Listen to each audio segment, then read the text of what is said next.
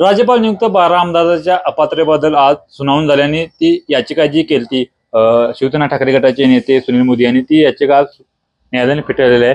आपल्यासोबत या संदर्भात बोलण्यासाठी याचिकाकर्ते सुनील मोदी आहेत।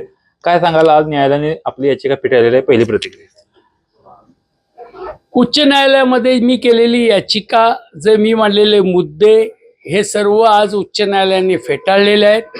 ते फेटाळलेले काय आहेत, कशासाठी आहेत, काय कारण आहेत, ते डिटेल त्याचं निकालपत्र मला मिळाल्यानंतर मी त्याच्यावर अभ्यास करेन आणि त्याच्या विरुद्ध मी सुप्रीम कोर्टामध्ये अपील करणार आहे।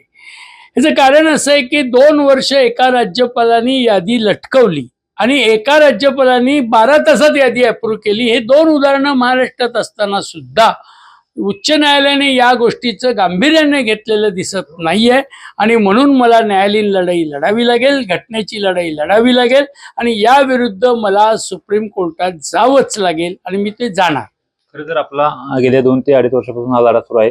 नेमकं या सगळ्या न्यायालयीन प्रक्रियेसंदर्भात आपल्याला काय वाटतं? कारण अनेक ठिकाणी राजकीय दबाव असल्यास देखील बोललं जात आहे। खरं म्हणजे माझं असं तर मत झालेलं आहे, राज्यपाल हे संविधानिक पद आहे, परंतु केंद्र सरकार, विरोधी जिथं राज्यात सरकार आहे त्यांना आपली माणसं कार्यकर्ते पाठवतायत आणि त्याप्रमाणे काम करतायत। हे दुर्दैवाची घटना आहे। तामिळनाडूमध्ये, आंध्रमध्ये, उत्तर प्रदेशमध्ये अशी अनेक घटना घडलेल्या आहेत, तरी देखील राज्यपाल हे त्या पद्धतीनं वागतायत। याचा अर्थ की केंद्र सरकारचं त्यांना पाठबळ आहे। घटना जर प्रमाणे काम नाही झालं तर भविष्यामध्ये घटनेचा ऱ्हास होईल, कायद्याचा ऱ्हास होईल आणि अराजक माजेल असं माझं मत आहे आणि त्यामुळे घटनेची लढाई ही लढावी लागेल आणि म्हणून मी सुप्रीम कोर्टात जाणार आहे। खरं तर आपण कोणत्या मुद्द्यावर सगळी याचिका केली ती, काय नेमके मुद्दे होते? कोश्यारींनी 2 वर्ष यादी थांबवली, ती का थांबवली आणि कुठल्या नियमात थांबवली एवढाच आमचा प्रश्न होता। याच्यावर उच्च न्यायालयाने कुठलाही संदर्भ घेतलेला दिसत नाही।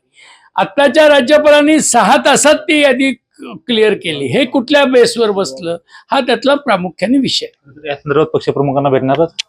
पक्षप्रमुखांना भेटून, शिवसेनेच्या नेत्यांना भेटून मी याविषयी रणनीती ठरवेन आणि यापुढचं काम करेन।